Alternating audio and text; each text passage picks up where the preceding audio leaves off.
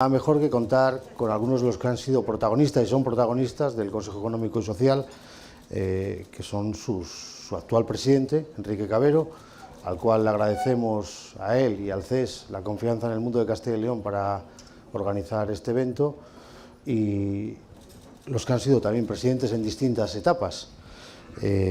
Germán Barrios, no hace tanto tiempo que fue presidente del CES, lo dejó luego por otras cuestiones políticas, pero sigue muy activo, igual que Pablo Antonio Muñoz Gallego, que fue el segundo presidente del Consejo Económico y Social, si no recuerdo más, ligado a la Universidad de Salamanca, y en cualquier caso, yo creo que los tres, cualquiera de los tres, están en condiciones no de contarnos lo que es el CES, que yo creo que el CES no es una institución que sea desconocida. Yo creo que además especialmente ha sido mérito de los dos últimos presidentes el haber llevado la institución por toda la comunidad y dar a conocer la importancia de lo que es el CES de ustedes dos. Es verdad que son otros tiempos en que es más fácil promocionar las cosas, ¿no? Pero bueno, lo que nos gustaría hablar aquí seguramente con ustedes, por lo que la importancia, lo que conocen, el saber que acumulan, todo lo que les aporta el CES, es un poco hacia dónde caminamos o hacia dónde debemos caminar, ahora que después de haber pasado una pandemia, que todavía no ha pasado, por cierto, la pandemia, pero bueno, nos gustaría tener una visión. Luego podrán ustedes hacer también preguntas si quieren participar. Insisto que estamos en directo en las webs del Mundo de Castilla y León, en este foro sobre la historia del CES, sobre el devenir del CES. Se titula CES en Castilla y León, 30 años de concertación económica y social. En buena medida en el CES reside parte de lo que es la soberanía del diálogo social. El CES es un poco el germen del diálogo social, y la mejor prueba es todo lo que aglutina el CES. Aglutina OPAs, sindicatos, asociaciones de consumidores, es decir, todo tipo de colectivos que forman parte de la sociedad civil de Castilla y León. Pero bueno, yo antes que nada me gustaría tener una visión de cada uno de ustedes, de la importancia que tiene un organismo como el Consejo Económico y Social para los castellanos y leoneses, para poder sentar un poco las bases del futuro diálogo que vamos a tener ahora de forma inmediata. Yo creo que tiene que empezar el actual presidente, Enrique Cabero, por favor, buenos días. Buenos días, Pablo. Lo primero que quiero hacer es agradecerle la plena disponibilidad para organizar esta mesa redonda, agradecerles a todos ustedes, a todos vosotros y vosotras, vuestra presencia aquí, vuestra presencia a través de streaming, en la web del Diario del Mundo de Castilla y León y todas las cabeceras y webs asociadas, y agradecer en general a la sociedad de Castilla y León, que siempre ha ido a la cabeza en todo lo que se refiere a la participación, a la presencia permanente de las organizaciones en la captación de opinión, de propuesta, de crítica también sobre las políticas y sobre las ideas que se desprenden. El CES de Castilla y León se constituyó, empezó a funcionar en abril de 1991, se han cumplido 30 años, lo decía muy bien Pablo Lago. Es una institución de las más longevas en España, es incluso anterior al CES del Estado.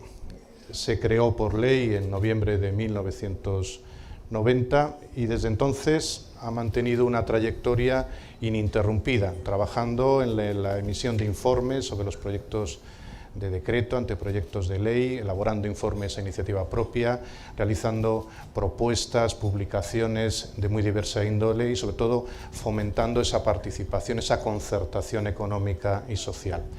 Siempre ha ido a la cabeza, ha sido novedoso. En su estructura, desde 2013, se incorporaron dos grandes novedades. La primera es la dependencia de las Cortes. Agradezco al presidente de las Cortes de Castilla y León que esté aquí presente con nosotros, a los portavoces parlamentarios que también nos acompañan, porque es un supuesto único en nuestro país. Ni siquiera el CES de España ha seguido esta fórmula y creo que es especialmente importante para realzar su independencia, para realzar también ese carácter participativo y ese vínculo con el Parlamento, sin perder de vista en ningún caso la colaboración, la propuesta, el seguimiento de las iniciativas del Gobierno. Y la otra gran novedad que se incorporó en 2013, es una ampliación de su ámbito de actuación muy notable, con la creación del grupo de enlace con la sociedad civil organizada, que también es una referencia y que también es muy especial en nuestro país.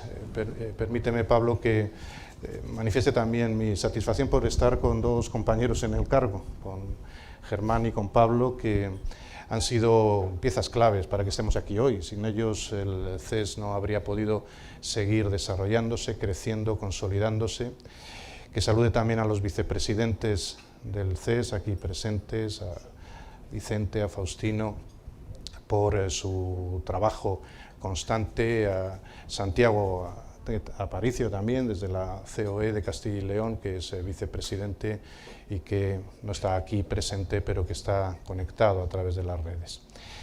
En definitiva, y con esto concluyo para entrar en materia y sobre todo también para que mis compañeros en el cargo hagan sus valoraciones, creo que estamos ante una institución que si no existiera en este momento habría que estarla creando de manera urgente, que ha dado buenos resultados, que ha conseguido configurarse como una de las instituciones propias de la comunidad. El Estatuto de Autonomía vigente lo ubicó ahí, al más alto nivel, dentro del artículo 19 del Estatuto. Junto a las instituciones básicas están las instituciones propias y ahí está el Consejo Económico y Social en primer lugar, y que al final consigue algo que desde otros ámbitos no es posible, y es que todas las organizaciones, estructuradas en este caso en 3 grupos, y a través también del grupo de enlace, puedan participar de manera institucionalizada, de manera permanente y constante en la vida política, social, económica de la comunidad autónoma.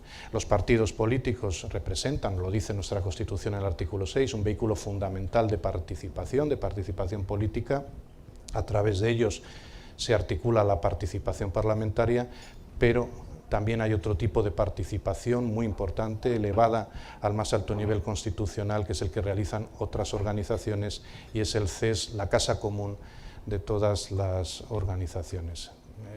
Creo, además, y con esto concluyo, que se ha configurado en estos 30 años un equipo extraordinario en el CES, que tiene un personal de primer nivel, altamente cualificado, con grandes convicciones, con un gran compromiso social, y ese es uno de los grandes tesoros que tenemos. Solo nos queda de momento una asignatura pendiente, y es que haya una presidenta. Es verdad que aquí estamos en una mesa de hombres. Los presidentes que no están aquí, uno es porque no ha podido, otros son porque han fallecido. También un recuerdo tanto para García Verdugo, que fue el primer presidente, como para Raimundo Torío. El presidente que no ha podido estar es José Luis Díez Oces, que afortunadamente seguro que participará en otras actividades del CES, y en definitiva todos, incluso también al que le tocó una presidencia complicada, interina, que fue José Largo Cabrerizo, con la ayuda de las organizaciones y de los grandes vicepresidentes que ha tenido esta organización, pues hemos llegado hasta aquí. Muchas gracias, Pablo, por acordarte de nosotros, y sin duda emociona poder estar ya casi 31 años después con un CES como el de Castilla y León. Gracias. Muchas gracias, Enrique. Os conserváis muy bien para tener 30 años solamente. Tu antecesor en el cargo, Germán Barrios, no hace falta presentarlo a Germán Barrios, aparte de presidente del CES y su trayectoria, no es necesario mayor presentación de ninguno de ustedes tres. La visión, la ha dado Enrique, de lo que es el CES. ¿Qué fue el CES en esos casi 8 años, 6 años que estuviste al frente del CES? ¿Cómo evolucionó el CES y cómo cambió el CES en tu etapa? Buenos días a todos. Lo primero, Pablo, permíteme... ¿Se oye? Sí. Permíteme darte las gracias a ti y a tu equipo, al Mundo de Valladolid, por haberme invitado a este acto, y por supuesto a Enrique Cabero, el actual presidente, por su amabilidad al invitarnos, amabilidad que tiene en su actitud diaria, ¿no?, con nosotros, con los expresidentes del CES. Y por supuesto a todos ustedes por su presencia, y a los vicepresidentes, como muy bien ha dicho Enrique, porque fueron con los que tiramos de este motor que yo creo que era tan útil y tan eficaz para Castilla y León. Me preguntabas cómo fue el tiempo que viví yo en el CES. Pues fue un tiempo de contrarreforma, y la palabra es muy dura, ¿no? Lo ha dicho Enrique, el CES se creó en el año 90, empezó a funcionar en el año 91, pero en el año 93, se acordarán ustedes, en el año 2013, se acordarán ustedes que se creó una comisión para la reforma de las administraciones, que emitió un informe, el informe Cora, ¿no? Y se puso en entredicho absolutamente todo, ¿no? Gasto improductivo, organismos inútiles, se descubrió que había múltiples cuentas en la administración, en las administraciones públicas, había muchísimos contratos eléctricos, no había una gestión eficaz de la administración y todo se tenía que reducir. Veníamos de la crisis del 2018, tuvimos una recesión muy fuerte en el 2013 y se equivocaban las cosas útiles, se equivocaba la inversión productiva con lo que era gasto improductivo. Entonces se planteó hacer una nueva ley de instituciones y efectivamente en el 2014 salió una nueva ley de la institución, ¿no? De las instituciones de Castilla y León, de las instituciones propias, que reformaba la ley del CES y se hizo un nuevo reglamento del CES, ¿no? Entonces fue un punto de inflexión legislativo igual que había sido en el año 90 y en el año 91. Pero nos planteamos, desde los 36 consejeros que estábamos en el CES, que ese punto de inflexión habría que aprovecharlo para darle más independencia y más fuerza al CES y para a ver si podíamos hacer con menos más. Evidentemente hubo una reducción importante del gasto presupuestario del CES, nos cambiamos de edificio, cambiamos la imagen del CES, abrimos una nueva página web, empezamos a trabajar bastante vía web y empezamos a difundir más los informes del CES en los medios de comunicación. No solo el informe anual, que era el mejor informe que hay de la situación económica que tiene Castilla y León, sino también informes actuales a través de las fichas de actualidad de lo que está pasando en cada momento, en cada una de las áreas de la economía, del mercado laboral o por supuesto, del Estado social de Castilla y León, ¿no? Ese punto de inflexión, que era un hándicap, se puso en positivo y lo que empezamos a hacer es, redujimos el gasto presupuestario del CES en 1 millón de euros, cambiándonos de edificio y quitando lo que era gasto improductivo, pero logramos intensificar los informes a iniciativa propia, los informes, las fichas de actualidad. Seguimos con ese informe de actualidad que había lanzado muy bien un anterior presidente como Pablo Muñoz, que había hecho un gran informe, yo creo que el informe de la situación económica, social y laboral mejor que hay en Castilla y León. Cualquiera que quiera saber lo que está pasando en Castilla y León tiene que ir a ese informe. Pero habíamos convertido al CES en lo que era más importante, ser la voz de la sociedad civil organizada de Castilla y León y ser el portavoz de los ciudadanos de Castilla y León. Y sus informes tenían una fuerza, que era el valor de la idoneidad, el valor de la necesidad, el valor de la oportunidad y sobre todo que se hacían con independencia, con objetividad y por supuesto con mucho rigor técnico. Y aquí había que valorar el trabajo de los técnicos y administrativos del Consejo, que como muy bien ha dicho Enrique, era un equipo de profesionales muy competente, pero también de los 36 consejeros que de una manera sosegada, a través del debate, del diálogo, de también renunciar a posturas, llegaban a establecer recomendaciones y propuestas que eran muy necesarias para Castilla y León y que han mejorado la vida de los castellanos y leoneses, haciendo informes que una vez que cogían el tamiz de las recomendaciones del CES, mejoraban la situación del estado de bienestar social de Castilla y León en todo lo económico, en todo lo social y en todo lo laboral. Y yo creo que esto fue el gran trabajo del CES. Muchas gracias, Germán. Tendremos tiempo de dialogar. Pablo Antonio Muñoz Gallego, desde el año 95 hasta el 2000. Tiempos muy distintos a los que cuentan ellos porque la autonomía empezaba a crecer, apenas estaba gateando todavía Castilla y León, lo que era el concepto autonómico, las competencias, por ejemplo. Yo creo que en aquel año, que en 95, todavía no había ni competencias de educación ni competencias de sanidad, que es, digamos así, lo que ha hecho fuerte a Castilla y León como autonomía en materia de actividad política. Tiempos más difíciles, seguramente con menos recursos. ¿Cómo era el CES también emergente en aquella época, Pablo?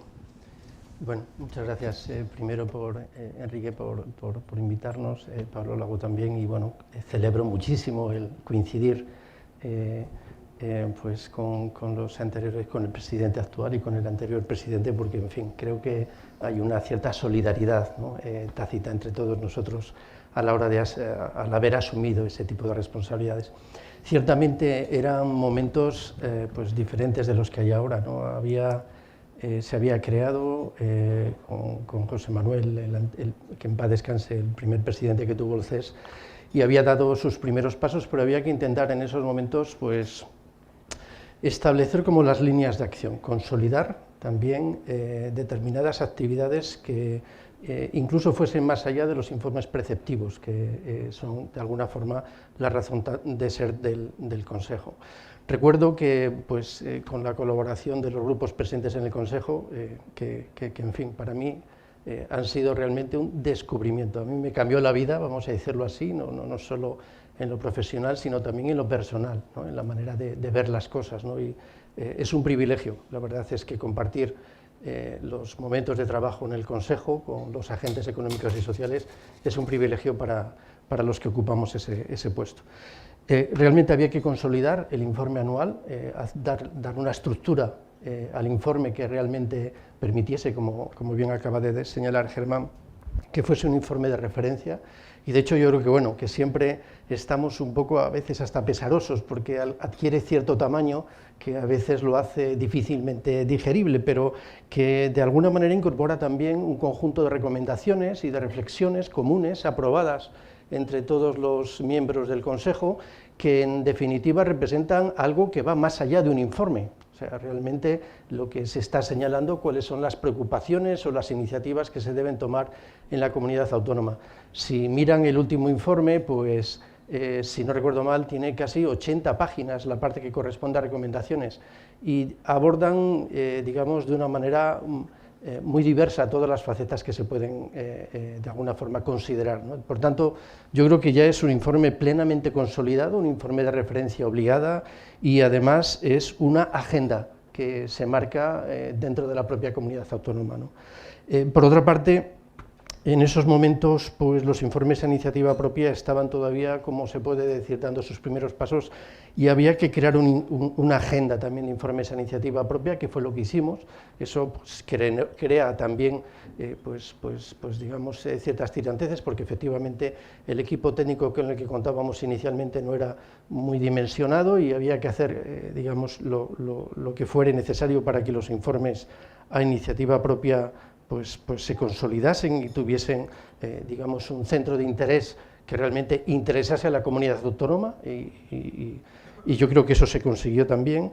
Luego, en su momento, pues digamos, con los recursos con los que se hacía el informe anual, pues se fue dotando un boletín estadístico que yo creo que al día de hoy pues está también consolidado y se hicieron algunas reuniones también tendentes digamos, a visualizar ese mapa de estadísticas que había que mantener de una forma constante y que de alguna manera nosotros también podríamos ofrecer a través de nuestra propia página web a la sociedad. Y en su momento también se lanzó algo que, bueno, pues yo aprovecho para decirlo, se lanzó una revista, la revista Económica y Social de Castilla y León, que, en fin, esto es una opinión personal, obviamente, que yo creo que se sigue manteniendo ese hueco, ¿no? Creo que es necesario también crear cauces de participación, digamos, técnica o, digamos, académico-científica, que permitan de alguna forma tener un foro también de reflexión más allá de los agentes que están incluidos dentro del Consejo Económico y Social, y quién mejor, en mi opinión, que el Consejo Económico y Social, como una institución que tiene un cariz técnico pues, importante como para poderla, de alguna forma, promover. Y finalmente, pues, bueno, pues se puso en marcha algo que yo creo que era importante y era la relación con otros consejos económicos y sociales y particularmente con el Consejo Económico y Social de España. Gracias a esa participación pues, se creó una muy buena base de datos en donde todos los informes preceptivos y los informes a iniciativa propia podían ser compartidos entre los consejos, ¿no? Y eso era también un elemento importante, porque muchas veces las normativas que se plantean en una comunidad autónoma pues se plantean en otras comunidades autónomas, y había que saber efectivamente si, qué incorporaban de otros lugares. Y luego ya aparte otros aspectos de gestión, y con esto termino, pues vinculado, como acaban de decir, a una asignatura que en esos momentos era pendiente, que era el edificio y los espacios con los que contábamos, ¿no? Y gracias a Dios yo quedé maravillado en la última visita que hice al Consejo Económico y Social. Bueno, pues se me ponían los dientes largos, la verdad, ¿no? De tener ya un edificio a la altura de lo que es obligado, ¿no?, para una institución de estas características. Nada más. Bueno, pues muchas gracias a los tres por esa introducción. Recuerdo, para quien se incorpore ahora, estamos emitiendo en directo, en streaming, en las webs del Mundo de Castilla y León, en este club de prensa, desde la Feria de Muestras de Valladolid, los 30 años del Consejo Económico y Social, con su actual presidente, Enrique Cabero, y dos de los expresidentes, Germán Barrios y Pablo Antonio Muñoz. A mí lo que me gustaría es desaparecer, a partir de este momento, desaparecer de aquí, que se queden ustedes tres dialogando de Castilla y León. Nos ha sobrevenido una pandemia, la pandemia nos ha dejado el mundo de ayer, y ahora hay que construir el mundo de mañana. Hay que construirlo ya. Y además no se puede perder tiempo, y hay que ser certero, con determinación, y saber hacia dónde vamos.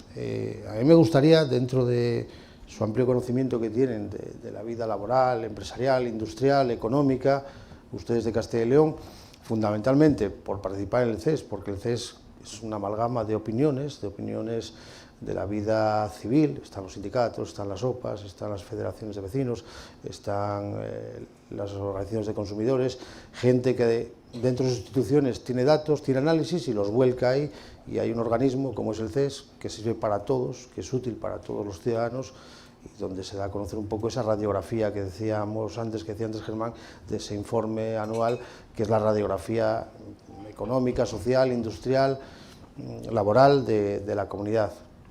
Bueno, pues en esa encrucijada, y con el lastre que tenemos de la despoblación, que me imagino que en el año 95 ya se hablaba de esa situación, de ese problema, de ese grave lastre que nos va alarmando cada día más, enemigo invisible que nos hace cada vez más invisibles. Bueno, con estas condiciones y con un montón de dinero de fondos europeos, me gustaría preguntarles a ustedes, y que a partir de ahí inicie un diálogo, hacia dónde tiene que caminar Castilla y León. Enrique, por ejemplo, para empezar. Gracias, Pablo. A mí me parece, y enlazo con lo último que decías, ¿no? El CES también es un observatorio especialmente útil para formular propuestas. Hay lo que los miembros, y se ha ido consolidando en estos 30 años, denominan la cultura CES. Hay organizaciones de muy distinta índole, como bien has señalado, pero se busca siempre todo aquello en lo que se coincide, se intenta apartar lo que puede ser discrepancia, y por tanto las propuestas, los diagnósticos que se aprueban tienen una solidez grande. Además hay expertos, expertas como consejeros designados por la Junta y las Cortes, hay expertos y expertas externos de procedencias muy distintas, con un gran apoyo de las universidades públicas, que son muy importantes también en este CES. Lo cierto es que la pandemia nos ha realizado a toda la sociedad, y cuando digo toda, es toda, no es una exageración, una especie de test de estrés. Me acuerdo que cuando se dio la crisis financiera que se desató en 2008, a las entidades financieras se las sometía a test de estrés para comprobar qué es lo que no funcionaba, qué es lo que se podía mejorar, dónde estaban los principales desajustes. La pandemia, sin que lo hayamos pedido, sin que estuviéramos avisados, nos ha realizado una prueba que no ha sido solo teórica, sino que ha sido práctica. Y hemos visto los grandes desajustes que había en el sistema económico productivo, en las políticas sociales, cómo necesitábamos, y ya se estaba hablando de ello, llevar a cabo una agenda para conseguir la sostenibilidad de un sistema que sabíamos que era insostenible, pero que no se acababa de adoptar decisiones porque iba funcionando, mejor o peor, pero iba funcionando, y ahora sabemos que ya no es una especulación, que hay que tomar decisiones, que ya se quiera o no se quiera, la economía se tiene que transformar, las políticas sociales también, y que al final vamos a ir a un lugar distinto del que procedemos y que debe ser uno que se ajuste lo más posible a nuestro modelo de Estado, a nuestro modelo estatutario de políticas económicas y sociales, donde hay que garantizar que la libertad y la igualdad sean reales y efectivas, y hay que hacerlo además en un marco que es el del Estado social y democrático de derecho. Por tanto, debemos tener una preocupación en primer lugar clara de un criterio estratégico para adoptar decisiones en el mundo económico productivo, en el ámbito social, en el ámbito agrario, que es tan importante también en nuestro Consejo, en el de la economía social, en el del consumo, que también se está redefiniendo, y en general en todo el ámbito social en el que funcionan las organizaciones que están en el grupo de enlace. Y esa transformación, ¿en qué debe consistir? Pues debemos de ir a un modelo que sea realmente sostenible, es decir, un modelo. Y cuando hablo de sostenibilidad no solo me refiero a la medioambiental, que también, sino desde el punto de vista de la financiación, de las prestaciones, de la articulación de las situaciones, porque ha cambiado ya el ámbito en el que trabajábamos, los servicios que teníamos que prestar, los bienes que teníamos que vender, y por consiguiente tenemos que realizar esa transformación para que haya más economía de proximidad. Es clave y debemos marcarnos un objetivo, y es que la proximidad ha vuelto a recuperar un valor grande, hay un cambio de paradigma. Esa economía de proximidad debe articularse a través de una cohesión territorial, una cohesión social suficiente, razonables. Eso va a repercutir también en la lucha contra la despoblación, en el reto demográfico. Y, en definitiva, debemos concebir el ámbito de la empresa y de la prestación de servicios públicos desde una realidad nueva. Necesitamos un mayor dimensionamiento, una mayor dimensión de nuestras empresas, una mayor internacionalización. Necesitamos recuperar también una imagen importante de lo que es la economía de proximidad, de lo que es el mundo rural, que requiere, el otro día presentábamos un informe donde hablábamos de él como un mundo rural vivo y sostenible, requiere una transformación en la imagen y en la valorización que se tiene desde el ámbito urbano muy importante. Y al final el reto demográfico no es una realidad que se pueda aislar. Va a estar unida necesariamente la lucha contra la despoblación a esas políticas económicas y sociales. Creo que necesitamos hacer un gran esfuerzo de vertebración del territorio, de cohesión social y territorial, y que tenemos que poner en funcionamiento mecanismos público-privados que permitan la transformación real de nuestra economía. No puede ser solo que lancemos exigencias al ámbito empresarial o al ámbito sindical o al de otras organizaciones, sino que desde el ámbito público, con esa colaboración público-privada, facilitemos el crecimiento económico desde una dimensión no solo de crecimiento económico, sino también de distribución razonable de la renta. Esos son grandes ejes que tenemos. Sé que el tiempo es reducido porque realmente hay que dar respuesta inmediata para la reactivación, pero sobre todo, y con esto concluyo esta intervención, creo que desde la política y desde la participación social y económica hay que recuperar el medio y el largo plazo. No es posible, sé que no es fácil, pero no es posible que estemos solo en el corto plazo.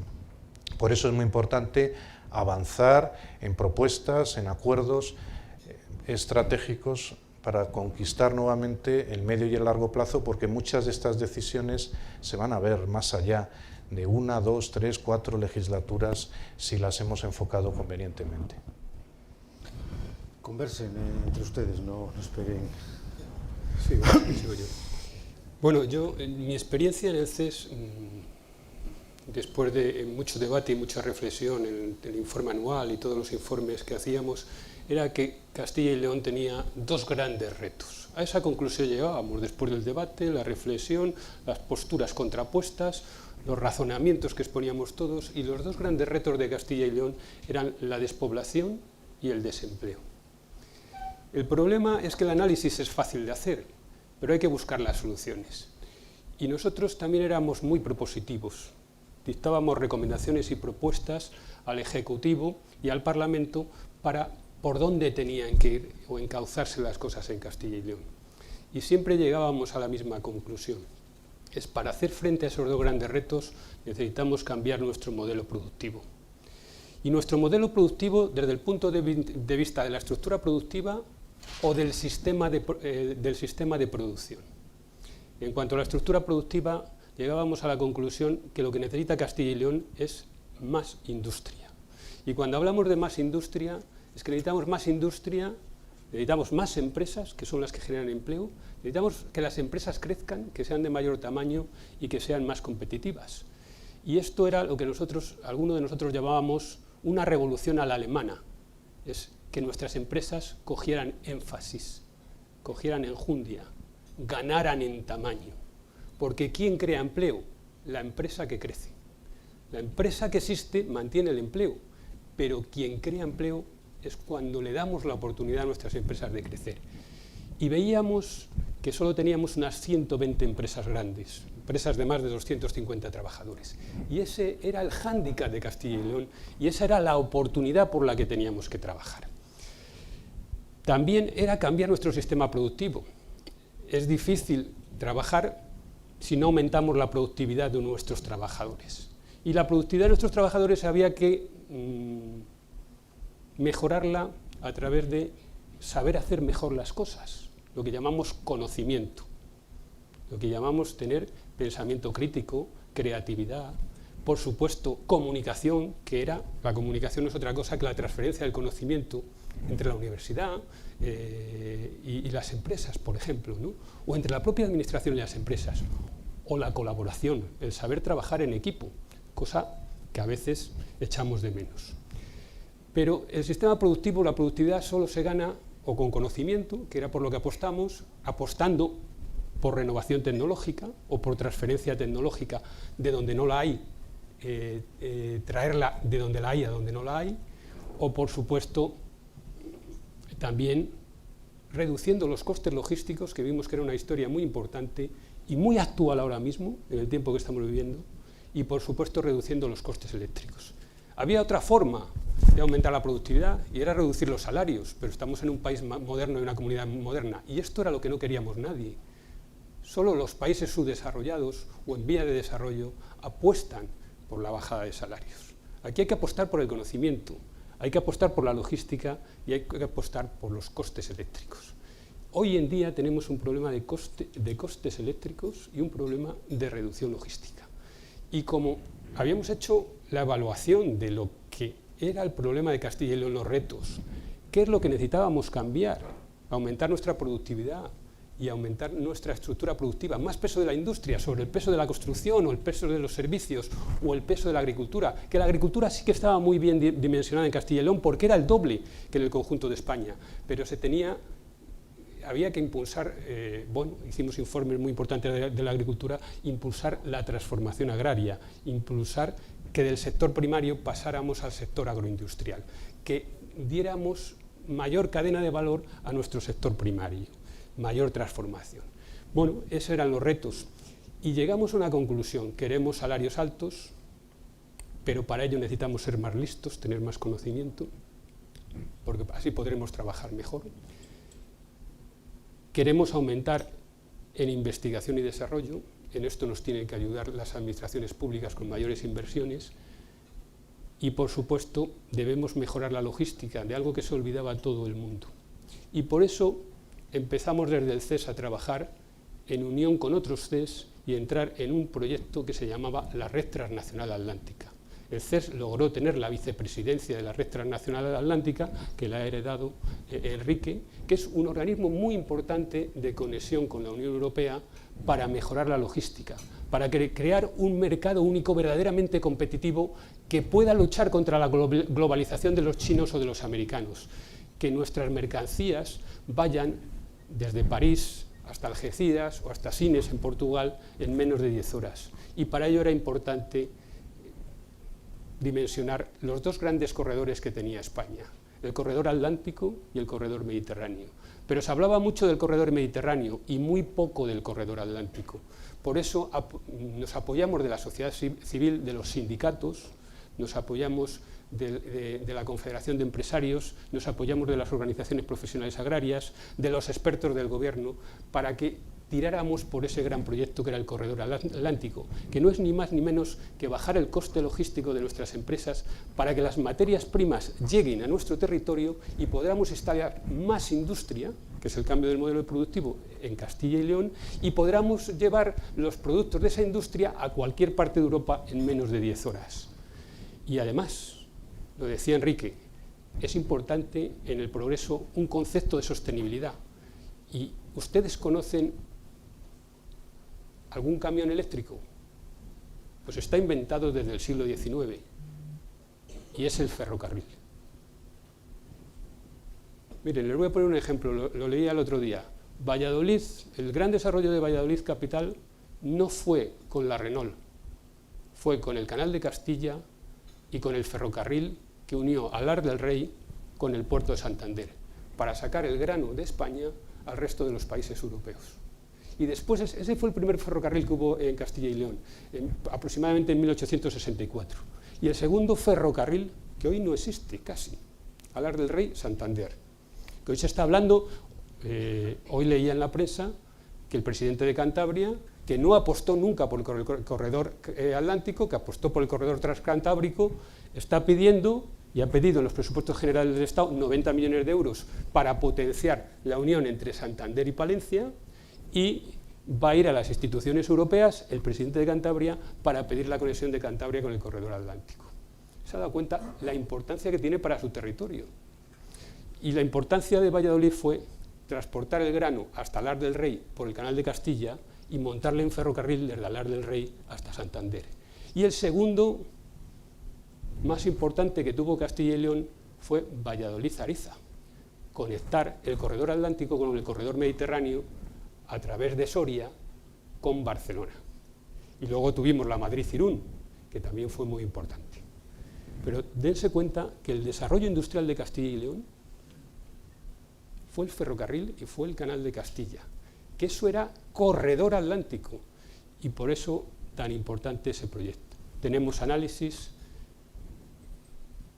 sabemos lo que hay que hacer y sabemos cómo hay que hacerlo. Muy bien, pues no tengo más que coincidir con lo que acaba de señalarse. Creo que todos hemos utilizado un término de forma reiterada, que es el término empresa. Y efectivamente estamos en una comunidad económica, una comunidad autónoma que tiene un déficit de tejido empresarial. No cabe ni la menor duda que es así. Al final, los creadores de riqueza son las empresas. Entonces necesitamos que haya creación de riqueza para que, bueno, entre otras cosas también, el problema poblacional que tenemos pues deje de ser un problema como tal. Se ha apuntado algo importante, ¿no? No solo necesitamos número de empresas, sino también dimensión. Y si uno observa la estadística de productividad por tamaño de empresas, pues observa que el punto más álgido de productividad, valor añadido bruto dividido entre el número de empleados, lo alcanzan las medianas empresas, no las grandes, lo alcanzan las medianas empresas, no las pequeñas. Entonces, necesitamos medianas empresas porque son las más competitivas. Pero si uno dijese, pero bueno, uno si es mediana empresa es más competitiva o realmente es más competitiva y se hace mediana empresa. Pues realmente casi el camino es el segundo. ¿Y qué puede hacer, ¿no? ¿Qué puede plantearse por parte digamos, de las empresas para poder dimensionarse y llegar a un tamaño que les haga productivo y que haga sostenible esa competitividad gracias a las mejoras en eficiencia, ¿no? Pues yo diría que hay un capital clave que es los directivos. O sea, el recurso humano es la parte fundamental de técnicos y directivos, estoy diciendo.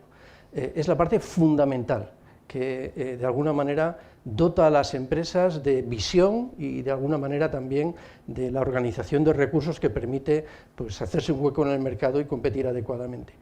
Y la verdad es que la comunidad autónoma no tiene problemas de formación. O sea, yo pienso que tenemos universidades que pues, realizan bien su labor y que tenemos también un sistema de formación profesional que realiza también correctamente su labor y que tenemos una dotación bastante buena, francamente tenemos ahí un punto fuerte, ¿no? Y de hecho, bueno, pues el informe PISA también ha reconocido nuestra solvencia en términos relativos con otras comunidades autónomas y también con otros espacios europeos.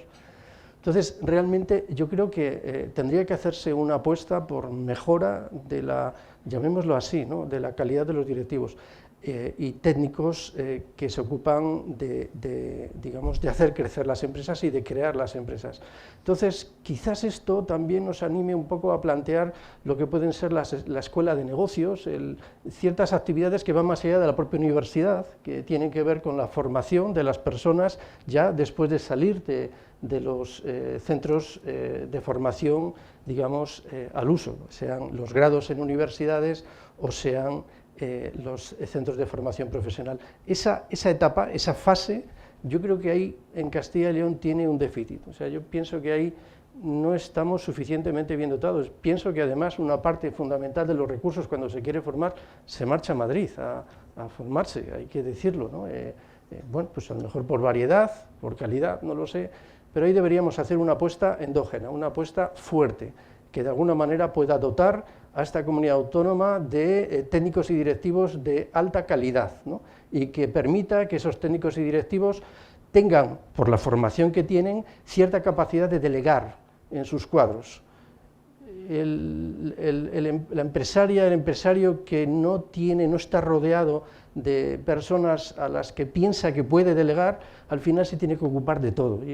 Y eso impide que centre su atención en lo clave, ¿no?, que es, como decía también Enrique, en el largo plazo, en la estrategia, ¿no? Entonces, yo pienso que esa calidad de los recursos humanos directivos y técnicos, pienso que permitiría tener, digamos, un mayor foco en la estrategia de las empresas y una mayor capacidad como para digamos, aprovechar los recursos que tenemos. Y repito que la parte de formación no es un problema.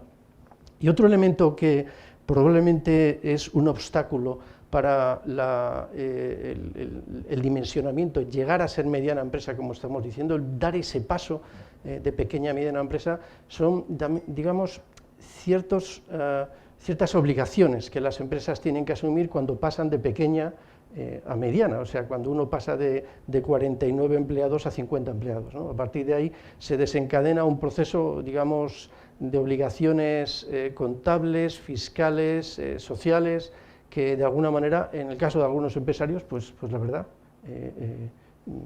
no quieren meterse en esos líos. Estoy diciendo no lo que yo pienso, sino lo que he escuchado por parte de empresarios. Entonces, todo lo que pueda ayudar a que esas nuevas facetas que tiene que asumir necesariamente una empresa de mayor dimensión se puedan hacer más digeribles por parte de la empresa, pues mucho mejor. Y en ese sentido también llamaría la atención de las propias empresas a la hora de provocar, digamos, acuerdos entre las propias empresas, ¿no? O sea, digamos, la mayor dimensión, entre otras cosas también, no solo tiene que ver con el desarrollo propio de una empresa, sino también tiene que ver con que dos empresas se fusionen, o que pueda haber alianzas. Y yo creo que hay un exceso de atomización en la comunidad autónoma, o sea, es demasiada atomización la que tenemos. Y con tanta atomización lo único que hacemos es hacer frente a mercados locales, y eso no nos permite crecer adecuadamente y tener, vamos a decirlo así, ese espacio que queremos. Por tanto, hay que intentar a toda costa establecer, digamos, iniciativas que permitan, por ejemplo, el mundo cooperativo, que es tan amplio en la comunidad autónoma, pero no solo, obviamente también el mundo cooperativo, establecer acuerdos de integración entre empresas que permitan tener cierta dimensión, a lo mejor en general, o bien para asumir ciertos retos, como puede ser poner en marcha cierta iniciativa innovadora o asumir un mercado exterior que requieren recursos y asumir riesgos que probablemente per se una empresa pues no tendría, ¿no? Entonces, en definitiva, en mi opinión, creo que es preciso, digamos, confiar en nuestros propios recursos, tener una visión más de desarrollo endógeno de ese tejido productivo que necesitamos, más que estar esperando a paracaidistas que lleguen con grandes inversiones, que luego, pues igual que llegan, se van, o sea, igual que consumen recursos, pues para incentivar que vengan y entrando incluso en competencia con otras comunidades autónomas, pues son muchas veces crean muchas veces cierta inestabilidad. Bueno, pues en el sector, por ejemplo, de producción de infraestructura para energía eólica, pues lo hemos visto, o sea que hay que ser conscientes de eso. Yo creo más en el empresario que se crea en la propia comunidad autónoma, creo más en la empresa que tiene su razón de ser en la propia comunidad autónoma, porque esa es la que da más estabilidad, ¿no? Y termino, yo creo que tenemos también otro gran reto, que es la innovación, como bien se ha señalado, ¿no? No somos muy proclives ni al emprendimiento en la comunidad autónoma ni a innovar. No sé, es parte, se puede decir, de nuestra herencia genética, no lo sé cómo puedo explicarlo, pero eso es verdad.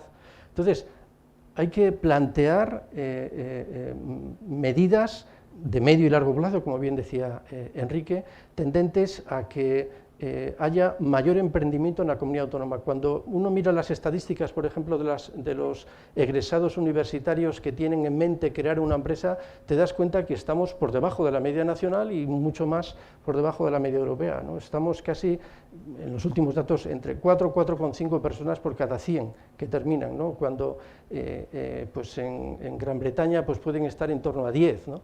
Entonces, bueno, estamos hablando de mucho, ¿no? Y bueno, pues, yo creo que en ese sentido tenemos que hacer dentro de los propios centros de formación, pero también obviamente muy conectado con el tejido productivo, tenemos que crear esas ganas, ¿no? Tenemos que crear ese interés en poner en marcha iniciativas empresariales. Yo creo que ese maridaje todavía necesita también un cierto, hay que engrasarlo un poco más.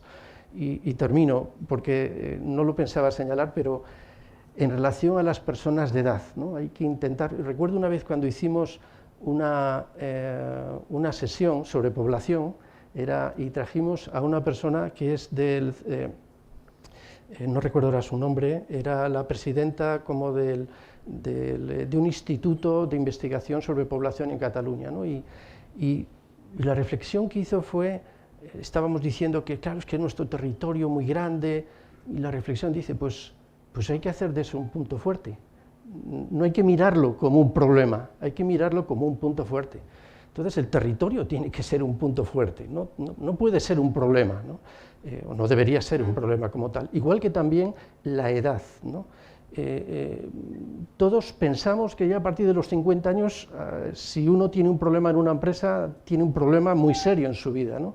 Entonces, muchas veces las personas de más de 50 años o que están ya próximas incluso a los 60, pues de alguna manera empiezan a tener en las empresas como una cierta marginación, ¿no? Pues por razones muy diversas, pero también yo creo que es un poco por cultura, ¿no? Entonces yo creo que hay que hacer lo posible para que esas personas que tienen una formación consolidada, que probablemente no estén tecnológicamente a la última, pero tienen otros valores que permiten consolidar una empresa. Por ejemplo, quizás la visión del largo plazo, quizás también el planteamiento de qué es importante, qué no es importante dentro de las acciones de la empresa, eso es un patrimonio más de personas que tienen ya una cabeza estructurada, consolidada, de personas que están dando sus primeros pasos en la empresa. Por tanto, yo creo que también tenemos que intentar hacer de esto, se puede decir, llamémosle entre comillas, la longevidad, un punto fuerte también de la comunidad autónoma. Tenemos capital humano. Entonces, bueno, lo que hay que hacer es también ponerlo en valor y encontrar vías para ponerlo en valor, tanto dentro de la empresa como, se puede decir, en general, ¿no? En las universidades, en cualquier ámbito. Nada más. Esto último que decía Pablo me parece muy interesante para enlazar algo que quería compartir y transmitir. Castilla y León tiene grandes posibilidades. A veces no somos conscientes de ello, la opinión pública no reflexiona suficientemente al respecto, o sobre todo, quizá como colectivo no somos conscientes del todo. Esta es una comunidad que tiene muchos datos, muchas ventajas comparativas para poder avanzar, para poder generar nuevas dinámicas en este contexto. Este es un contexto, el de la crisis, que sin duda es profunda, pero que nos ofrece nuevas oportunidades. Es una comunidad, y se ha dicho, con personas bien formadas. Ese es uno de los grandes retos que tienen ahora mismo las empresas, las administraciones, poder contar con personas formadas. Lo que no debemos es dejar que esas personas, una vez que se han formado en Castilla y León, vayan a generar riqueza en otros territorios, en otras comunidades autónomas, incluso en otros países. Tenemos ese potencial y hay que aprovecharlo. Es una comunidad que tiene en los distintos sectores también situaciones de ventaja comparativa. El sector primario es muy importante en nuestra comunidad, se hablaba ya del sector agrario, del sector ganadero, incluso del sector de la energía, de las energías renovables. Hay que profundizar y trabajar en ese ámbito para transformarlo en nuevas posibilidades sostenibles. En el caso del sector agrario, pues la industria agroalimentaria. Es una comunidad que tiene industria, pero debe avanzar en la industrialización, en una industria que sea capaz de asumir los retos que necesitamos de creación de empleo, de generación de nuevas posibilidades para la población, dentro de lo que se va a llamar la transformación económica, digital, tecnológica. Hay nuevas posibilidades de industria que también se han estudiado dentro del CES. Es una comunidad con un sector servicios actualizado, fuerte. Tenemos un ámbito que es el ámbito del comercio, que genera mucho empleo, el de la hostelería, el de la cultura, el del patrimonio, el de la formación, el de la investigación. Por tanto, tenemos posibilidades. Incluso la propia ubicación, que a veces la abordamos como un problema, se puede convertir en una ventaja. Lo explicaba muy bien Germán, hablar de la logística como uno de los grandes proyectos que debemos y podemos tener en nuestra comunidad, más ahora donde también la logística internacional, en esta revisión de la globalización, de una globalización que no se hizo bien, pues se va a llevar a efecto en los próximos meses, en los próximos años. Ahí debemos estar presente. Por otro lado, Castilla y León tiene también la posibilidad de ser uno de los grandes centros generadores de conocimiento. Con un esfuerzo adicional que se realice, tenemos un sistema universitario de gran nivel, tenemos centros de investigación, tanto propios de Castilla y León como del Estado, públicos y privados también, con equipos especialmente destacables, y lo que requiere es un impulso y una mayor colaboración o presencia conjunta de la investigación básica y aplicada para que esa transferencia del conocimiento se convierta en nueva actividad económica, económico-empresarial. Y tiene un sector social muy importante, comparativamente también, y eso genera un atractivo adicional, ya no solo porque se trabaja conjuntamente para propiciar una mejor calidad de vida, sino porque se vertebra mejor la sociedad. Creo que el diálogo social, el acuerdo permanente, la posibilidad de participar, bien a través del CES o bien a través de su órgano hermano, el Consejo del Diálogo Social, que también se articuló de una manera pionera y específica en Castilla y León, supone otra garantía, porque en los lugares donde funciona bien el diálogo social se convierten también en lugares más atractivos, donde se trabaja mejor, donde se avanza en nuevas políticas, y ahí pues tenemos que agradecer mucho a los interlocutores sociales de nuestra comunidad, que siempre han creído en esta fórmula y han conseguido, naturalmente de común acuerdo con la Junta de Castilla y León, en relanzarla hacia el presente y hacia el futuro. Por tanto, a veces esa idea que otras comunidades, otros territorios, algunos de ellos limítrofes, tienen esa idea de mito de generación de empleo, debemos de alguna manera contrastarlo con lo que es nuestra realidad y con lo que es la imagen de una comunidad activa, de una comunidad con grandes posibilidades, de una comunidad donde hay personas jóvenes, incluso vienen a formarse personas jóvenes de lugares muy diversos, de una comunidad que quiere crecer, de una comunidad que quiere ofrecer nuevas posibilidades a la calidad de vida, de una comunidad que quiere organizar y quiere cohesionar mejor su territorio, su economía, de un conjunto de empresas que quieren seguir creciendo, que quieren seguir trabajando en el concepto auténtico de empresa, el generador de riqueza, de unas organizaciones sindicales que trabajan permanentemente, ya no solo en el centro de trabajo que lo hacen, sino también a nivel institucional, de manera avanzada, moderna, como en los países más avanzados del mundo y de la Unión Europea en concreto, con organizaciones agrarias que son capaces también de articular políticas institucionales, u otras organizaciones que están en el Consejo, en el ámbito de la economía social o del consumo, o de las organizaciones sociales en general. Tenemos, por tanto, grandes oportunidades para aprovechar esta situación para ir cumpliendo los objetivos de la Agenda 2030 de Desarrollo Sostenible, a los que hay que sumarse de manera significativa, y para conseguir resultados en el corto, medio y largo plazo. Y sobre todo tenemos que transmitir estas oportunidades que ofrece Castilla y León a las personas más jóvenes. No es posible que esté instalado en ciertos imaginarios colectivos que esta es una buena comunidad para formarse, pero después hay que irse a trabajar a otra comunidad. No es cierto, porque luego se van a otras comunidades esas personas y ven que no es así, ven que no se trabaja tanto ni tan bien como se decía, que al final la vivienda también es un grave problema y en el fondo podrían estar generando riqueza en buenas condiciones en nuestra comunidad autónoma. Es el momento, este es el momento y hay que aprovecharlo, porque si lo dejamos pasar quizá no se repita. Es el momento de las grandes respuestas colectivas.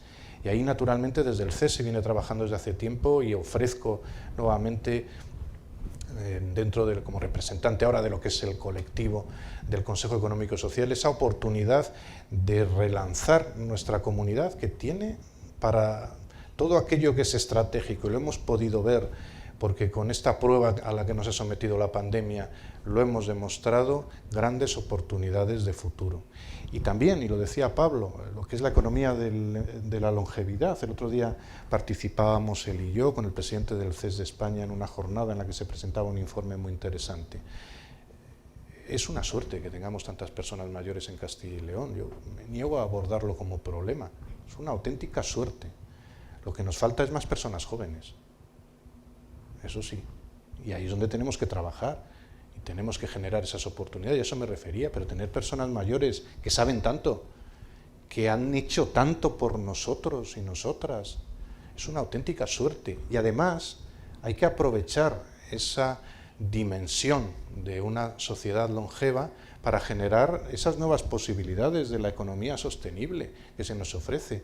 Está la economía de los cuidados, pero no solo es la economía de los cuidados, que también, y la prestación de servicios públicos en el territorio bien organizados y bien propuestos. Es que también, al haber una economía de la longevidad, al haber cambiado la percepción de las personas mayores ahora respecto de las de hace unos decenios, hay nuevos servicios, nuevos productos, nuevas necesidades, nuevas demandas, nuevos gustos, nuevas posibilidades para el ámbito empresarial. Y ahí tenemos que profundizar. Yo quizá no hablo mucho de esto que se va a llamar la Silver Economy o la economía de las canas, que quizá no acaba de recoger plenamente lo que hablamos, por eso prefiero, y lo hablaba el otro día con Pablo en la presentación de ese informe, la economía de la longevidad. Ahí tenemos muchas posibilidades porque las personas mayores de ahora tienen unas tendencias, unas necesidades, unas preferencias y demandan otro tipo de servicios y productos que hace años, y eso debemos estar presente al respecto. La relación con Portugal es muy importante, creo que es fundamental. El proyecto del Corredor Atlántico tenemos que impulsarlo en todo caso, porque es una grandísima oportunidad, no solo para que transcurran las mercancías, no solo por la inversión que supone, que es generadora de riqueza y de empleo también, sino porque da nuevas oportunidades a nuestro tejido empresarial y, por supuesto, la incorporación del funcionamiento digital, que va más allá del uso de ordenadores, que va más allá del uso de las redes, sino la configuración de una economía distinta, porque es así, con derechos, con empleo de calidad y estable, con oportunidades de formación. Tenemos grandes retos que debemos abordar de manera inmediata, ya no lo podemos dejar. A veces, pues por nuestras dinámicas, lo decía antes, lo complicado se va diciendo, bueno, vamos a ir atendiendo el día a día, bastante tenemos, ya veremos. Ahora ya no cabe, o lo hacemos o no lo hacemos, porque la encrucijada es esta, y por consiguiente hay que tomar decisiones rápidas, hay que aprovechar los fondos extraordinarios de los que vamos a disponer para poder articular, y tenemos que perder el miedo a la colaboración público-privada, tenemos que perder el miedo, si es que existe, a la formulación conjunta de propuestas en el ámbito político, en el ámbito social, en el ámbito empresarial. Tenemos que crecer, tenemos que redimensionar nuestra economía y tenemos que demostrar, y esta es una tarea de todos y todas, tenemos que demostrar al resto de España, a la Unión Europea y a otros ámbitos, que esta es una tierra con grandes posibilidades, con un gran presente, pero con un mejor futuro. De verdad que es así. Analicémoslo con cuidado, conozcamos mejor Castilla y León, superemos nuestros límites provinciales, Es muy importante la provincia en Castilla y León, sin duda, y lo comparto, pero a veces el límite provincial nos puede constreñir, nos puede impedir ver la globalidad. Superemos los límites provinciales y veamos el gran proyecto que tenemos delante de nosotros, del que formamos parte todos nosotros, que es Castilla y León. Cuando lleguemos a esa convicción, creo que tendremos un paso avanzado muy importante. Bueno, yo siguiendo un poco el hilo de lo que han dicho Pablo y Enrique, cuando nos preguntamos si tenemos oportunidades en Castilla y León, yo les voy a dar 2 datos. La respuesta es evidente, y es que sí. Miren, somos la primera comunidad en reservas de la biosfera del conjunto europeo. Somos la primera comunidad del conjunto español en ciudades patrimonio de la humanidad. Y aquí está un exalcalde. Somos la segunda comunidad del conjunto español en bienes patrimonio de la humanidad. Somos la segunda comunidad en bienes de interés cultural. Vamos a ser la primera comunidad en cuestiones gastronómicas, con un importante evento que se produce en la ciudad de Valladolid, creo que hoy mismo. Somos una comunidad de oportunidades, pero tenemos que saberlas aprovechar. Y como decía, hay 2 revoluciones pendientes, y perdonen que me repita, pero es que es importante. La revolución a la alemana, más industria y sobre todo de mayor tamaño, pero también otra revolución, la revolución a la italiana, y va al hilo de lo que estaba diciendo. Y es porque casi todos ustedes han ido a Italia alguna vez. ¿Han ido alguna vez a las playas italianas? Que levante la mano uno solo que haya ido a una playa italiana. Son tan buenas como las españolas. Tan buenas como las españolas. Tan buenas, no voy a decir mejores, pero sí tan buenas.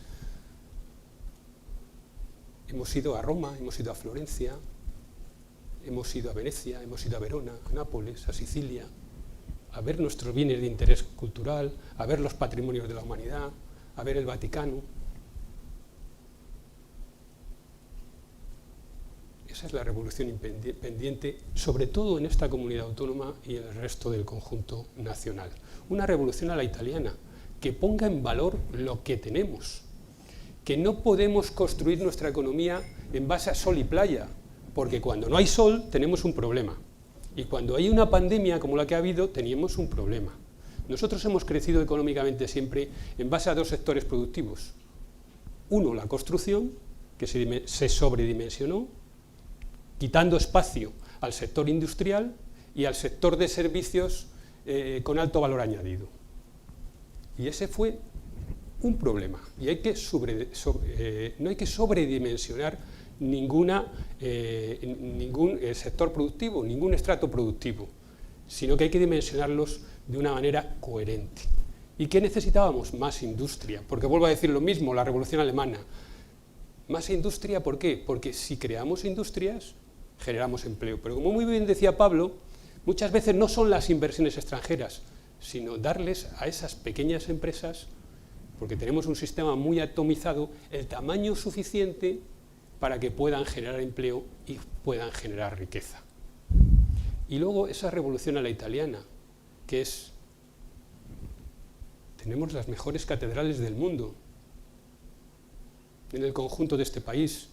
Somos la segunda comunidad en bienes y activos culturales.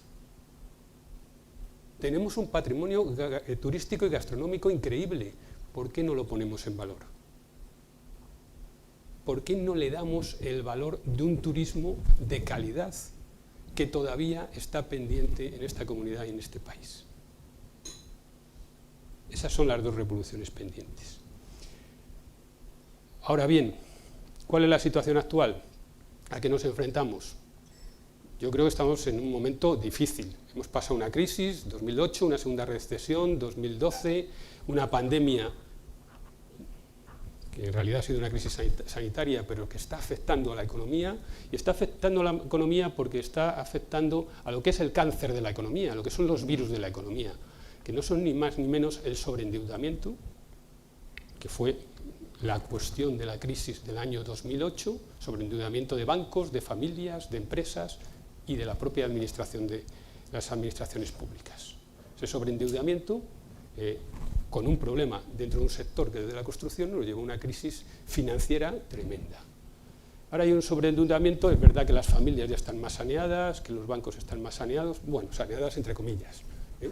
Los bancos están saneadas, las empresas también se han saneado, también entre comillas, pero hay un fuerte endeudamiento que se cifra en 1,2 billones de euros en el conjunto del Estado. Bueno, esto no es un problema, porque la deuda a corto se puede pasar a deuda larga y puede ser una oportunidad. Y yo creo que tener deuda también es bueno, ¿no? No se puede tener una economía sin deuda y sin un cierto déficit. Pero tenemos otro problema. Tenemos una depreciación del poder adquisitivo. Nos estamos enfrentando, datos a 3 de noviembre, era que el índice de precios al consumo estaba en el 4,5 y tenemos una inflación subyacente que podrá llegar al 5,5. Y este es el impuesto de las clases medias. Este es el impuesto de los pobres.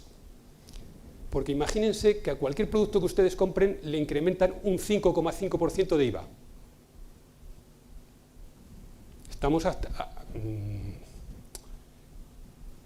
haciendo mucho daño a lo que es el principio de igualdad y a lo que es la clase media, porque mucha gente que está en la clase media puede empobrecerse. Y entonces generamos una atonía de la demanda. Y esto nos puede llevar a otra crisis. Y además tenemos un problema logístico, como he dicho antes. No llegan las materias primas. Dense cuenta que en Castilla y León tenemos ahora 133.000 desempleados, 7.600 en ERTE, y puede haber otros 20.000 en ERTE por causas productivas y económicas de la producción, que nos están avisando las grandes empresas. O sea que tenemos un parón tremendo. O sea, los grandes virus son el sobreendeudamiento, el desempleo y la depreciación de nuestro poder adquisitivo. Y nos tenemos que enfrentar a eso. Y por eso hay que pedir que nos preparemos para ello. Y vuelvo a lo mismo. Hay que bajar los costes de producción eléctrica, pero la oportunidad es la interconexión eléctrica, cosa que está pendiente en este país. Y nosotros tenemos una oportunidad de interconexión eléctrica con Portugal importante. Nosotros, otro de los bienes o oportunidades que tenemos en Castilla y León es que somos productores natos de electricidad. Nosotros somos los primeros en producción eólica renovable del conjunto de España y los segundos en producción hidráulica. Y estamos muy bien en producción fotovoltaica también. Y hay que seguir potenciando eso, pero hay que interconectarse eléctricamente con Francia o con Portugal, para que en momentos de crisis poder exportar la energía eléctrica o poder importarla.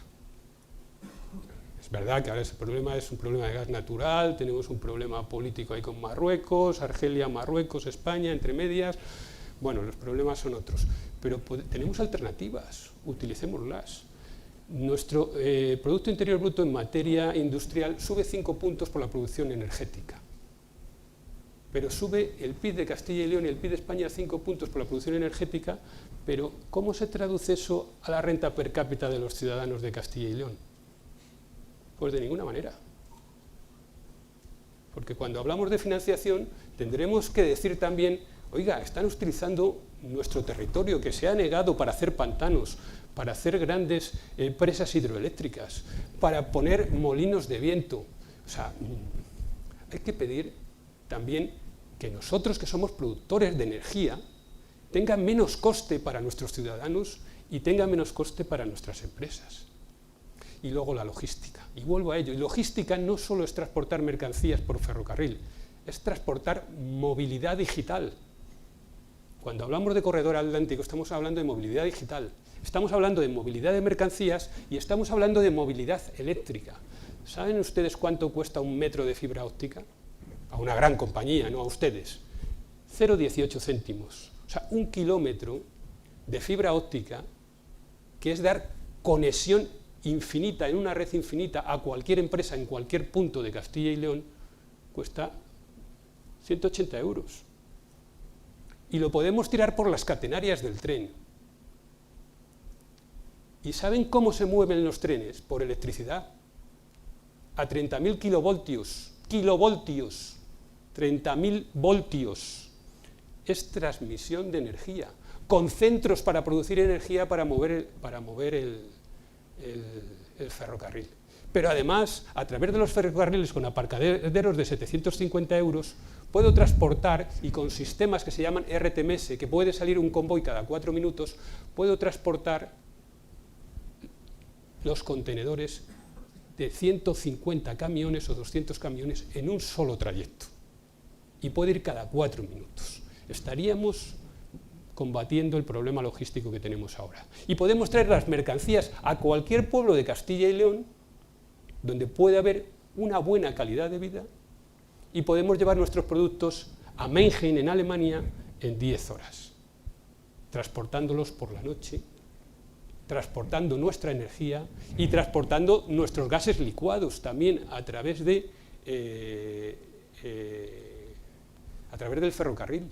Porque qué mejor sitio para transportar mercancías peligrosas que a través del camión eléctrico, que es el ferrocarril, y no a través de la carretera. Nuestras carreteras están generando un coste en nuestras infraestructuras, por eso está hablando de los peajes alternativos, lo que cuesta mantenerlas, se van a sobredimensionar en más de un 40%. Ahora mismo estamos viendo que el trasvase Portugal-Europa por Castilla y León, por el eje que vertebra todo el corredor atlántico en Castilla y León, ya no tiene capacidad. Luchemos por una alternativa que es barata, que es buena y que además, y acabo aquí, el mecanismo financiero plurianual europeo dedica, el gran plan Marshall de Europa, dedica 2,18 billones de euros para el marco presupuestario 21-27. Jamás ha habido tanto dinero. Y lo que tiene que haber es planes directores, porque siempre tiene que haber proyectos, planificaciones, estrategias, para que se invierta ese dinero, porque si no se presentan esos proyectos, evidentemente ese dinero no va a llegar a nuestro territorio. El Next Generation va a generar para toda Europa 806.000 millones de euros. Jamás hemos tenido tanto dinero. Jamás. Conectar el noroeste de Castilla y León cuesta 3.000 millones. No es nada. Hacer una plataforma nueva entre Abroñigal, la gran estación de mercancías que no quiere Madrid, y Ávila para conectar todo el eje central con el resto del corredor atlántico cuesta 800 millones de euros. Conectar Plasencia con Salamanca cuesta unos 800.000 millones de euros. Conectar la I vasca, que es absolutamente necesaria, cuesta... Bueno, está en el proyecto, se va a conectar por la terminal de AVE, conectémosla, porque por donde pasa el AVE va a pasar las mercancías, conectémoslas ya. Hagamos una X a Castilla y León, mejoremos nuestra logística, porque hay una cosa que también deben tener clara. Ya se han hecho las infraestructuras en casi toda España, pero donde están pendientes es en Castilla y León. Se decía hace 50 años, y hoy podemos seguir diciéndolo, donde más infraestructuras pendientes quedan todavía es en Castilla y León y en Extremadura. Y ese es el problema del gran eje atlántico. Y lo decía muy bien Enrique, necesitamos asociarnos con nuestras comunidades hermanas, Galicia, Asturias, Extremadura, Andalucía y Portugal, para lanzar ese eje atlántico en movilidad digital, en movilidad de mercancías, en movilidad eléctrica, que es lo que sube la productividad y es lo que aumenta la competitividad de nuestras empresas. Y en ese proyecto está Enrique, y en el proyecto de la RTA, que llegamos a ser vicepresidentes y directores del informe para la cohesión económica y social del corredor atlántico para Europa, que además Carlos Secchi, el comisario europeo, decía que podía generar 1 millón de empleos para toda la vertiente atlántica y podría aumentar nuestro PIB en 4 puntos. No estamos hablando de cosas baladís, y no lo digo yo, ni lo dice ningún economista, ni ningún jurista de Castilla y León. Lo dice el comisario de la Unión Europea para dicho corredor. Aprovechemos las oportunidades porque las tenemos y tenemos que coger el toro por los cuernos. Y yo creo que ya es hora de que vayamos haciéndolo. Se nos acaba el tiempo, es un problema de horario. Por eso no quería dejar de transmitirles un par de preguntas que hay aquí, que han formulado, que tienen que ver, están interrelacionadas, tienen que ver con el mundo rural, tienen que ver con la despoblación, ¿no? Pregunta Marcos Gutiérrez de Comisiones y pregunta María José de San Román CESIF, las dos preguntas, ¿vale? Dice Marcos Gutiérrez que entre el nuevo ERE planteado por Unicaja y su impacto en Castilla y León, 400 empleos y un 50% de sucursales menos, ¿qué papel puede desarrollar el CES para garantizar la inclusión financiera en Castilla y León? Y dice María José, se habla de la reorganización de los servicios públicos, que realmente es una reducción. Dice, pero no consideran que son fundamentales en el mundo rural para mantener la población. Por eso digo que las dos preguntas están relacionadas, servicios públicos y otro tipo de servicios, que no son solo los servicios públicos, no es la educación, la sanidad, están los bancos, los bares, porque tiene que haber vida en el mundo rural. Esas son dos hándicaps que plantean relacionados con el mundo rural y con la despoblación. Les pediría mucha brevedad por una cuestión de tiempo. Sí, me permitís muy brevemente, son, como muy bien dices, dos preguntas que tienen un elemento en común, que es la falta de cohesión social y territorial, ¿no? A mí me parece que el territorio se construye con la prestación de servicios, tanto públicos como privados, que hay sectores que tienen una responsabilidad adicional, que es la prestación de servicios de primera necesidad, y lo hemos visto durante la pandemia, y es cierto que hubo una crisis de las entidades financieras muy importante, la anterior crisis en buena medida ahí tuvo su origen, pero también es cierto que se ha hecho un esfuerzo público para conseguir que se normalice el funcionamiento de este sector, y creo que no se puede dejar ahora mismo, por un lado, sin prestación de servicios privados el ámbito rural. El ámbito rural hay que valorizarlo, revalorizarlo, y además hay que dar una imagen nueva desde el ámbito urbano. Antes lo decía, es una de las grandes oportunidades ese cambio de paradigma hacia lo sostenible, y por otro lado es imprescindible, por tanto, que haya servicios públicos. Si no se avanza en ese sentido, el riesgo de agravar ya no solo en la despoblación, sino en la desigualdad, que es lo más grave, está ahí sobre la mesa. Yo, al respecto de esto, fíjense... Una apreciación, una visión final para que luego podamos clausurar. Fíjense si nos quedamos sin cajeros, sin oficinas, sin cajeros y sin internet en los pueblos. ¿Cómo pagan sus facturas la gente que vive en los pueblos? Los pueblos, el reto demográfico va a ser un gran problema. O sea, vamos a despoblarlos más, ¿no? Y menos mal que están todavía aquí las OPAs haciendo un esfuerzo tremendo por empujar nuestro paisaje, nuestra economía agraria, nuestra cultura agraria, ¿no?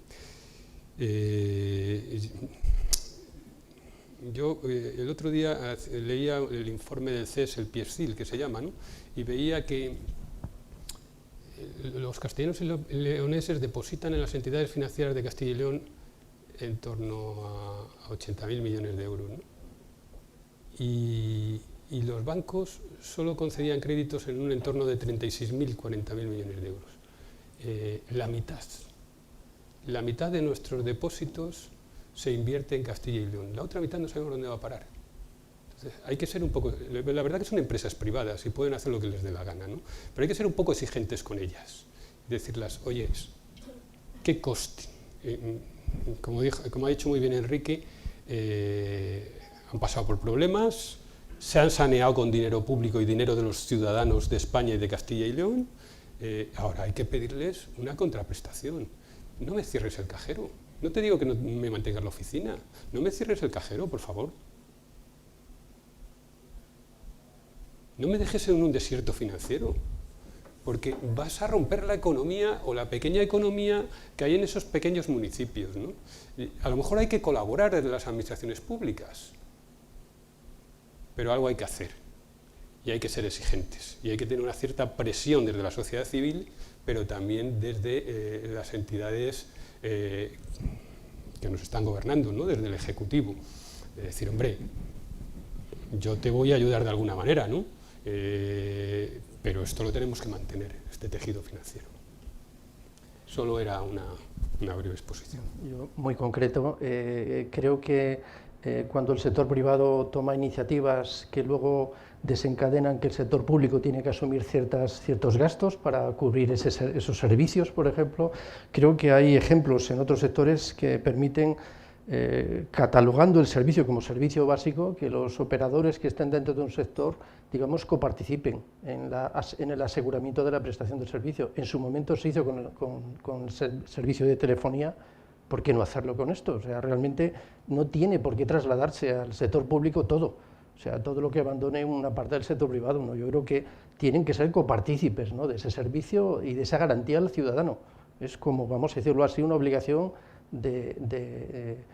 digamos, por prestar ese servicio en otros territorios también, ¿no? O sea, yo pienso que debería haber una forma de... Se está haciendo ahora también en el sector eléctrico, ¿no? Para incluso, digamos, subvencionar entre diferentes fuentes de energía, pues ¿por qué no hacerlo también desde el punto de vista financiero? Sobre todo en comunidades como la nuestra. Esto pues probablemente no será un problema en la Comunidad de Madrid o no será un problema en la Comunidad de Valencia, pero aquí sí lo es y por tanto podríamos exigir, ¿no?, que haya una normativa en este sentido. Para acabar y para que cierre el acto, pues claro, habiendo 3 presidentes, ¿y de quién cierra el acto? Bueno, pues el que está en activo, yo creo que va a ser lo más fácil. Pablo, Germán, para acabar, muy rápido, ¿qué esperáis, qué deseáis, qué esperanza tenéis de que sea Castilla y León en el futuro inmediato? Germán, bueno, yo creo que, yo espero que seamos una comunidad con ímpetu, con iniciativa y con una gran capacidad de autoexigencia en relación a nosotros mismos y en relación a las propias instituciones, ¿no? Y sin duda en relación a los agentes económicos y sociales y a la clase política. Yo creo que no podemos dormirnos en nuestros laureles y pensar que otros vendrán a resolver los problemas, pese a los fondos europeos que puedan venir, ¿no? Sin duda alguna, eso puede ser un analgésico a veces que tiene incluso hasta efectos contraproducentes. O sea, yo creo mucho más en que somos nosotros mismos los garantes de nuestro propio desarrollo. ¿Sí? No me cabe la menor duda. Nada más. La misma, Germán, que esperas que sea Castilla y León después de Navidad, porque hasta Navidad subirán los precios, tendremos menos juguetes, pero después de Navidad que sea... En un foro que hicisteis en el Club de Prensa del Mundo, se hablaba de qué queremos ser, la Florida europea o la California europea. Mi apuesta es por la California europea, apostar por el conocimiento. Apostar por la creatividad, por el pensamiento crítico, por el trabajo en equipo y apostar por la transferencia de conocimiento. Si las personas pasamos del saber al saber hacer también y hacerlo bien, nuestra comunidad prosperará. Porque, miren, en Silicon Valley no hay materias primas. Lo decían 2 grandes economistas, Acemoglu y Robinson, ¿no? ¿Por qué fracasan los países? Dice, ¿por qué fracasa Venezuela o México, que tienen ingentes cantidades de petróleo y son exportadores de petróleo? Porque no tienen instituciones inclusivas, porque no ejercen la democracia participativa y la democracia consultiva, que es lo que se ejerce en el CES. Participación institucional y consulta de todos los proyectos legislativos y de todos los proyectos de decreto. Y es lo que se ejerce también a través de la ley del diálogo social, nuestro primo hermano, ¿no? Diálogo con la sociedad civil organizada, diálogo tripartito con las entidades más representativas de los trabajadores y de los empresarios, que son quienes deben de negociar para solucionar los conflictos y los grandes problemas, ¿no? Eso es lo que nos dicen estos 2 eternos candidatos al premio Nobel. Los países que hacen una política inclusiva, que tienen instituciones y que dejan participar al ciudadano, que separan los poderes, que tienen un gran Estado de Derecho, crecen y progresan adecuadamente. Los que no, evidentemente, decrecen económicamente. Y nadie puede entender que Venezuela o México pase lo que está pasando. Entonces, ¿qué quiero para Castilla y León? Ser la California europea. Y apostar por el conocimiento. Muchas gracias. Pues para cerrar el acto, el presidente del CES, lo cierto es que aquí que hay 2 docentes de la universidad, esto tiene que convalidar 3 o 4 asignaturas, por lo menos, en una charla de estas de empresariales, economía, relaciones laborales, ¿no?, para los asistentes. 3 docentes, entonces. Enrique, para poner el broche final a magnífico, yo creo que acto de los mejores, que te aseguro en los que yo he estado como parte de la organización. Gracias. Yo te reitero el agradecimiento, Pablo, por esta oportunidad. Además, yo creo que es la primera vez que estamos los 3 juntos hablando de Castilla y León como presidentes o expresidentes del CES. Agradecer a todos los que nos habéis seguido o nos han seguido en esta mañana, en este intercambio de ideas, de propuestas, de valoraciones, y desear para Castilla y León que se convierta en la capital de la sostenibilidad. El gran debate ahora a nivel mundial es la sostenibilidad. Hay que adoptar soluciones, propuestas, criterios que sean sostenibles en el tiempo. Sostenibles medioambientalmente, porque es donde vivimos, nuestra casa es el planeta, y sostenibles desde el punto de vista económico, empresarial y social. Podemos serlo, podemos ser la capital de la sostenibilidad, dando grandes oportunidades para el crecimiento y la calidad de vida. Debemos basar esa sostenibilidad en el diálogo, la participación, la negociación, diálogo y concertación económica y social. De ahí el acerto en el título de estos 30 años. El CES es la institución que nace en nuestro Estatuto de Autonomía con esa finalidad, colaborando con otras, como se ha dicho, con nuestro Consejo Hermano, el Consejo del Diálogo Social, y sobre todo me parece que debe ser con ese criterio de sostenibilidad especialmente atractiva para las personas jóvenes. La presidenta del Consejo de la Juventud de Castilla y León nos acompaña aquí presencialmente, y el gran tesoro de la longevidad de nuestra tierra, que ojalá cada vez seamos más longevos y pueda haber más colaboración, cariño y trabajo interinstitucional, intergeneracional e interpersonal entre todos. Muchas gracias nuevamente, Pablo, y para el Consejo Económico y Social de Castilla y León, como pueden suponer, hoy es un día de referencia, un día de alegría y un día nuevamente para profundizar en el diálogo y para plantearnos nuevos retos, nuevas oportunidades, siempre al servicio de la ciudadanía de Castilla y León. Pablo, Enrique, Germán, la verdad que es un placer, tanto conocimiento, tanto saber, tanto explorar, y además desde la prudencia y de la humildad, como sabéis, yo creo que expresados, y yo creo que sois símbolos en gran medida del éxito que es el Consejo Económico y Social, que yo creo que no es una institución nada ajena, es una institución cada vez más presente y más conocida, y yo creo que sois tres símbolos evidentes de la importancia que tiene un organismo como el Consejo Económico y Social aquí en Castilla y León. Aquí también tenemos dietas, os vamos a retribuir en dietas, que es el aplauso de esta gente que nos acompaña tan amable.